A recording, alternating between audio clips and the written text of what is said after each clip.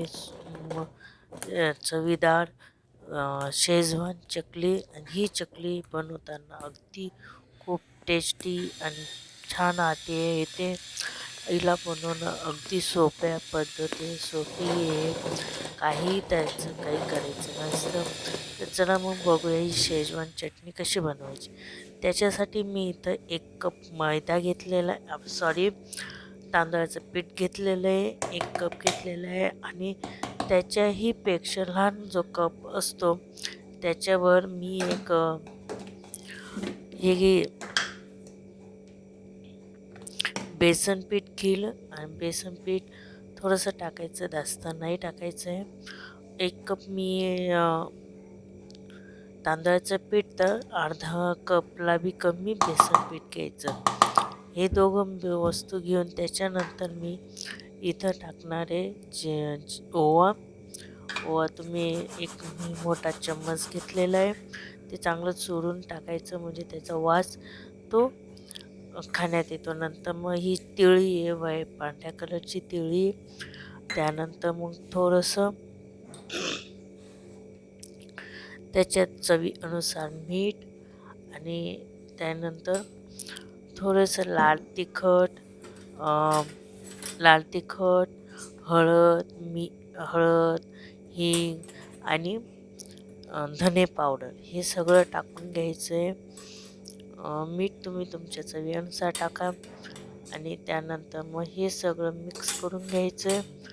आणि त्यानंतर मग हे सगळं मिक्स केल्याच्या आधी मी इथे शेजवान चटणी घेतली. जर आपल्याला शेजवान चकली बनवायची आहे तर त्याच्यात आपण शेजवान चटणी घेणार आहे. तिखटच्यानुसार, म्हणजे मी इथं मोठे 2 ते 3 चम्मच घेईल. आणि जास्त तिखट नको व्हायला म्हणून लहान पोरांना. त्यानंतर मी हे थोडंसं तेल, जवळजवळ मी 1 मोठा चम्मच तेल घेतलं. आणि त्यानंतर मग आता हे सगळं मिक्स करून घ्यायचं आहे. मस्तपैकी सगळं एकजीव व्हायला पाहिजे, म्हणून एकदम मऊसर हे करायचं. आणि त्यानंतर मग याच्यात आधी सगळं मिक्स करून घ्यायचं. नंतर मग थोडं थोडं पाणी टाकून सगळं एक पण नॉर्मल चकलीसाठी जसं कणिकचा गोळा मळतो तसं मळून घ्यायचं आहे. आणि त्यानंतर याच्यात आता थोडं थोडं पाणी टाकून आपण ती चकली तयार करून घेऊ. आता हे बघा, इथं आता थोडंसं मी हे केलं. आणि त्यानंतर मग इथं थोडं थोडं आणि पाणी, कोमट पाणी घ्यायचं, गरम पाणी घ्यायचं. म्हणजे जास्त थंड पाणी पण नाही आणि जास्त गरम बी नाही, कोमट पाणी घ्यायचं आहे. ते थोडं थोडं टाकून कणिक मळून घ्यायची आहे. आणि लक्षात ठेवायचं, पाणी गरम असल्यामुळं हळूहळू हे करायचं आणि मिक्स करून घ्यायचं आहे. थोडं थोडं पाणी टाकून मिक्स करून घ्यायचं आहे.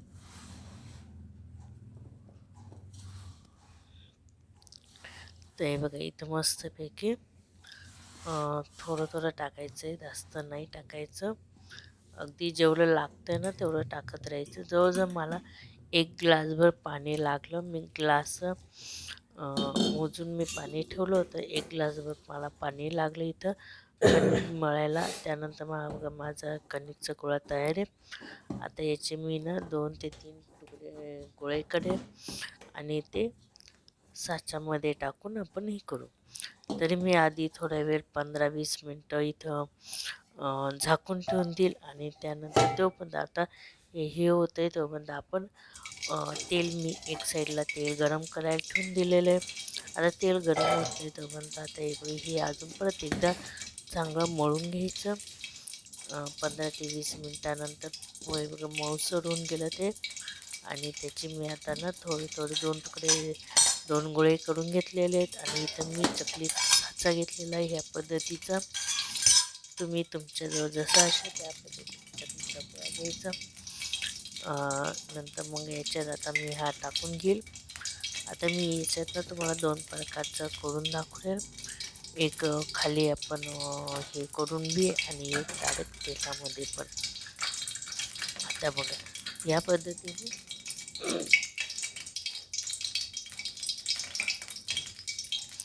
आता हे बघा इथं आहे ना, मी डायरेक्ट याच्यावर बी करून तुम्हाला दाखव.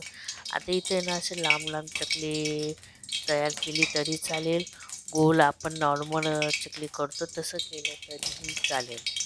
आता इथं बघा हे असं असं करून घ्यायचं आहे मस्तपैकी.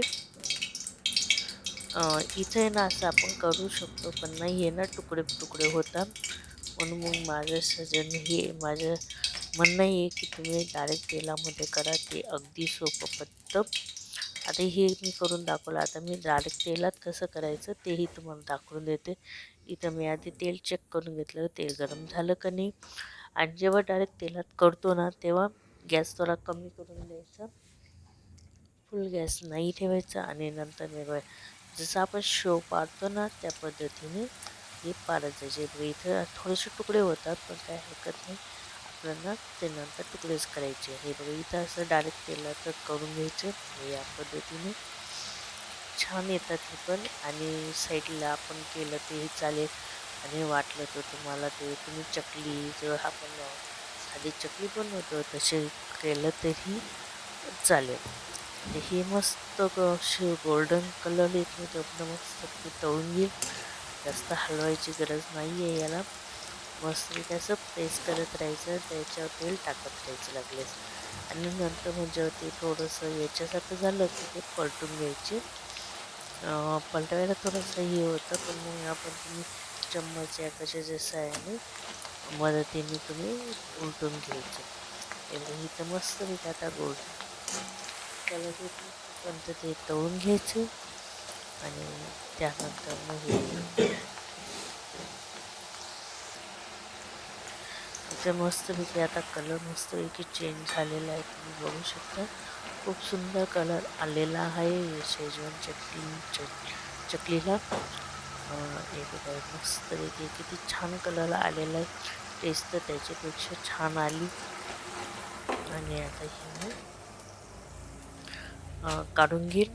एवढं मस्तपैकी कलर आलेला आहे, तुम्हाला दाखवते. बघा साईडला मी आता काढून घेते सगळं आणि परत एकदा टाकते. आणि तुम्ही जो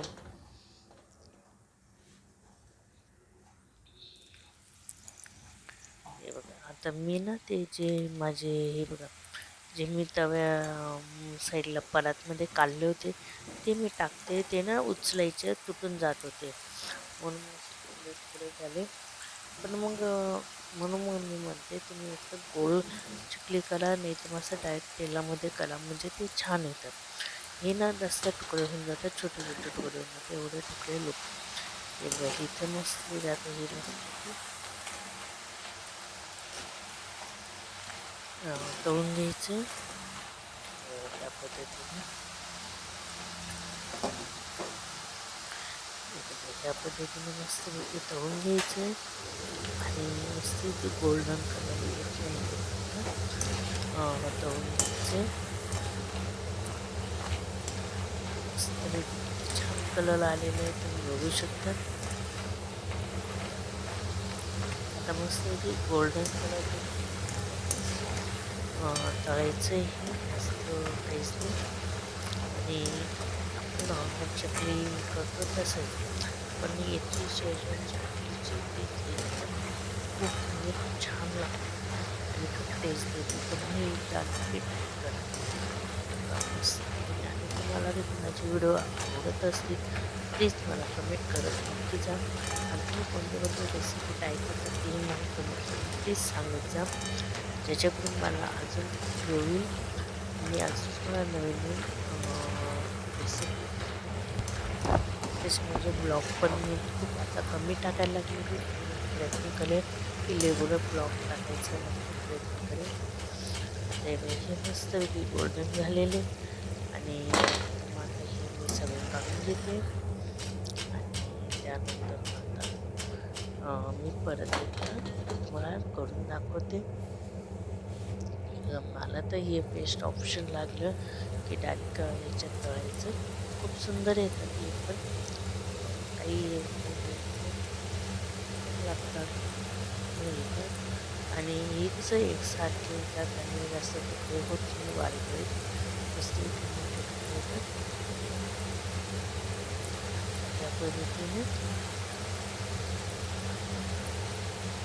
मस्तपैकी छान येत आहेत की नाही तुम्ही बघतायत की नाही तुम्हालाही नक्की आवडते तुम्ही नक्की ट्राय करा मस्तपैकी गोल्डन फ्राय झालेले अशाच पद्धतीने मी आता सगळे करून घेते पटापट पटापट आणि तळायला काही जास्त वेळ लागत नाही तर अशाच पद्धतीने आता सगळे तयार करून घेतलेले तुम्ही बघू शकता एवढी माझी चकली झालेली खूप भरपूर चकली झाली मी आता ही अजून गरम आहे नंतर मी तुम्हाला तोडून वगैरे दाखवेल ही अजून खूप गरम आहे आणि त्यानंतर मग एकदा तुम्ही बघू शकता खूप सुंदर आली तर इथे ना माझी चकली थंडी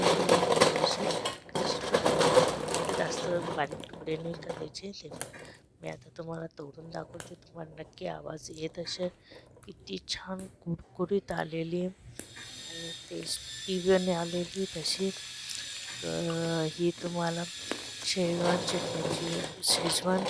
चकलीची रेसिपी कशी वाटली मला कमेंट करून नक्की सांगा आवडले तर लाईक शेअर आणि माझ्या चॅनल सबस्क्राईब नक्की करा पुन्हा भेटूया पुढच्या व्हिडिओमध्ये तोपर्यंत बाय श्री स्वामी समर्थ